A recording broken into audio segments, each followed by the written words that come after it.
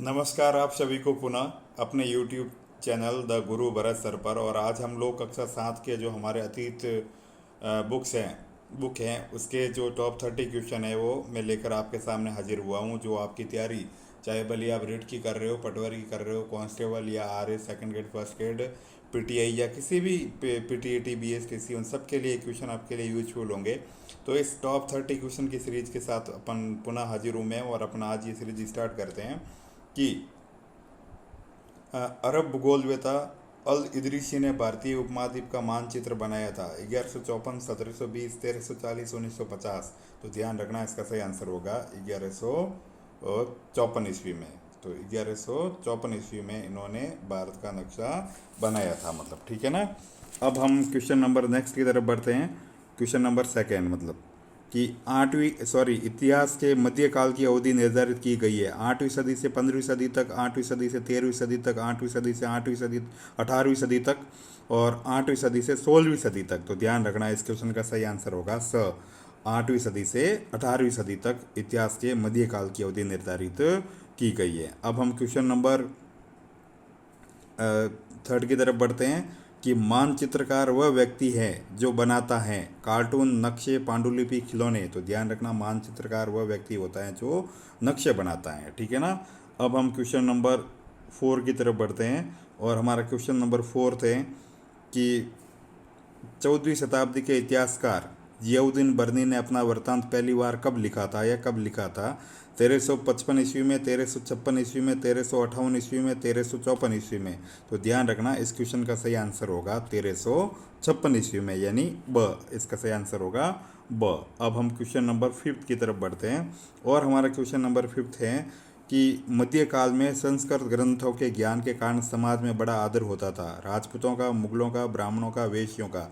तो ध्यान रखना, इसका सटीक और सही आंसर होगा ब्राह्मणों का बड़ा आदर होता था। क्वेश्चन नंबर 6, कुरान शरीफ को अपना धर्म ग्रंथ मानते हैं हिंदू, ईसाई, जैन और मुसलमान। तो ये एकदम आसान सा क्वेश्चन है, इसका आंसर होगा मुसलमान। क्वेश्चन नंबर 7 कि सामंत कौन थे, मतलब तो राजा के अधीनस्थ, बड़े भूस्वामी, पुरोहित, राजा के पुत्र, न्यायाधीश। तो ध्यान रखना, इसका सटीक आंसर या सही आंसर होगा राजा के अधीनस्थ, बड़े भूस्वामी, वो सामंत कहलाते थे। अब हम क्वेश्चन नंबर 8 की तरफ बढ़ते हैं कि चाहमानों के नियंत्रण में निम्नलिखित में से कौन से साम्राज्य थे या कौन से राज्य थे? दिल्ली और शिमला, दिल्ली और अजमेर, आगरा और मथुरा, अजमेर और मुंबई। तो आप एक बार गैस कीजिए, इसका सही आंसर होगा ब, दिल्ली और अजमेर। चौहानों, मतलब चामानों यानी चौहानों के अंतर्गत।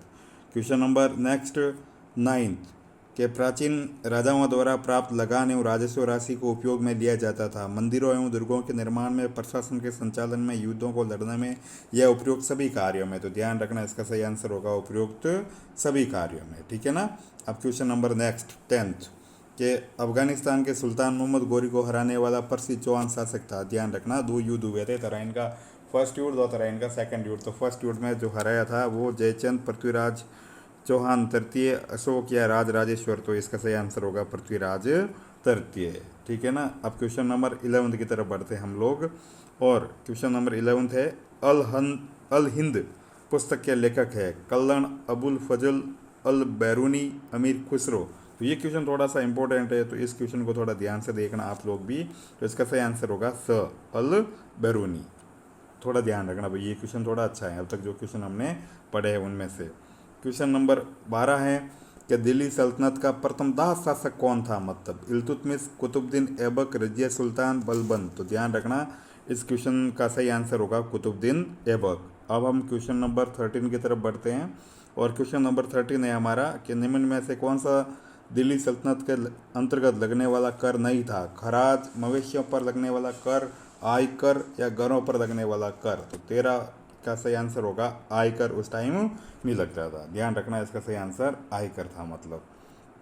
क्वेश्चन नंबर 14, दिल्ली सल्तनत में किलेबंद बसाव जहाँ सैनिक रहते थे उस जगह को क्या कहा जाता था? गर्भगृह, शहर, जागीर, इक्ता नगर, या गैरिसन शहर। तो ध्यान रखना, उसको गैरिसन शहर के नाम से जाना जाता था। अब क्वेश्चन नंबर 15, मतलब कि एक तरह से हम सुपर 30 के हाफ मैराथन पे आ गए हैं, मतलब है ना, हाफ मतलब आधे रास्ते पर।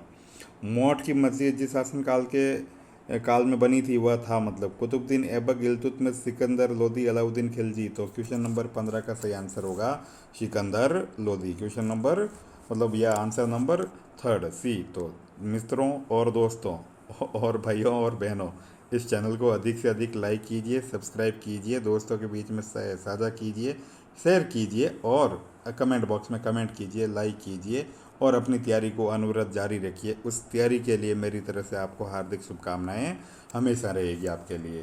तो अब हम क्वेश्चन नंबर 16 की तरफ बढ़ते हैं और अपना जो चैनल है द गुरु भरत सर, इसको भी आप लोग लाइक कीजिए भाई, या सब्सक्राइब कीजिए एक तरह से, ताकि आपके व्यूवर्स भी बढ़े और जब भी मैं इस पर वीडियो अपलोड करूं आपके पास नोटिफिकेशन आ जाए। मतलब क्वेश्चन नंबर 16 है कि रजिया सुल्ताना पुत्री थी इल्तुतमिश की, बलबन की, ऐबक की, जलालुद्दीन खिलजी की। तो इसका सही आंसर होगा इल्तुतमिश की, ध्यान रखना। अब क्वेश्चन नंबर 17, भारत में मुगल साम्राज्य का संस्थापक था। तो बहुत आसान सा और इजी सा क्वेश्चन है, इसीलिए इसमें बिना कोई समय जाया किया और जो बोला वो भी समय जाया ही हुआ है। तो इसका सही आंसर होगा Babur. Question number 18, question number 18 है कि मनसबदार का वेतन कहलाता था मनसब, जब, जागीर या जमींदारी। तो ध्यान रखना इसका सही आंसर होगा 18वें का श, जागीर कहलाता था। उसका जो वेतन या पेमेंट जो भी सैलरी होती थी उसको जागीर कहते थे। राठौड़ राजपूत संबंधित थे मारवाड़ से, मेवाड़ से, मत्स्य से, कनौज से। तो इसका भी सही आंसर मारवाड़ से मतलब। तो अब क्वेश्चन नंबर हम 20 की तरफ बढ़ रहे हैं। क्वेश्चन नंबर 20 हमारा एक अच्छा क्वेश्चन है कि सुलह ए कुल शब्द का सामान्य अर्थ होता है या शाब्दिक अर्थ होता है धर्म, अशांति, कट्टरता या सर्वत्र शांति। तो इसका सही आंसर होगा सर्वत्र शांति। अब हम क्वेश्चन नंबर 21 की तरफ बढ़ते हैं। अकबरनामा लिखा गया था, ये थोड़ा अच्छा क्वेश्चन है और इसको थोड़ा ध्यान भी रखना। अकबरनामा लिखा गया था अबुल फजल द्वारा, टोडरमल द्वारा, बीरबल द्वारा या अकबर सिम द्वारा। तो इसका सही आंसर होगा अबुल फजल द्वारा, ये ध्यान रखना भाई। क्वेश्चन नंबर 22 है कि कुतुब मीनार की पहली मंजिल का निर्माण कराया गया था कुतुबुद्दीन ऐबक द्वारा,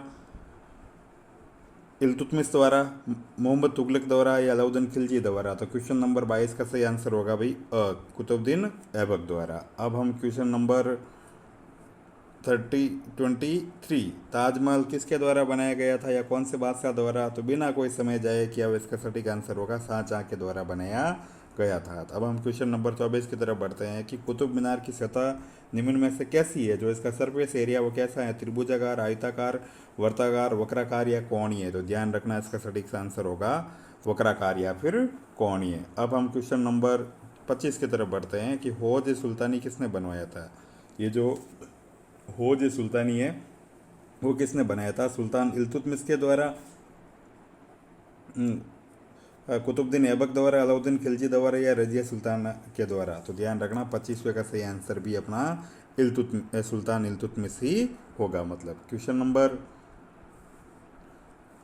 26 कि कंद्रिया महादेव के मंदिर का निर्माण, कंद्रिया महादेव के मंदिर का निर्माण राजा धंगदेव द्वारा कराया गया था सन 1099 में, 999 में, 1199 में, 1299 में। तो इसका सही आंसर होगा 26वें का, ध्यान रखना 999 में मतलब। सही आंसर कौन सा होगा भाई 999, ध्यान रखना, ठीक है ना।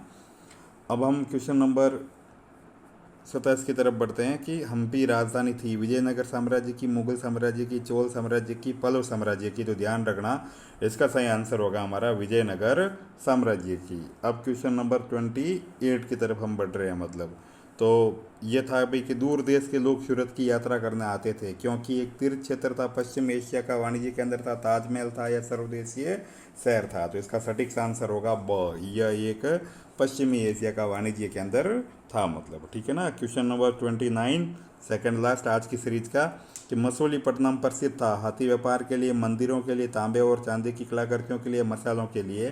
तो इसका सही आंसर होगा, एक बार आप सोच लो फिर मैं बता देता हूँ इसका सही आंसर, मसालों के लिए, ध्यान रखना। और आज की सीरीज का आखिरी क्वेश्चन हमारी ओर से आपके सामने है, ये है तंजावुर राजधानी थी चोल राजाओं की, पल्लव राजाओं की, मुगल शासकों की या पांड्य वंश की। तो ध्यान रखना इस क्वेश्चन का आंसर भी आप लोगों को जो बड़े सोच समझ के बताना है वो कौन सी है भाई।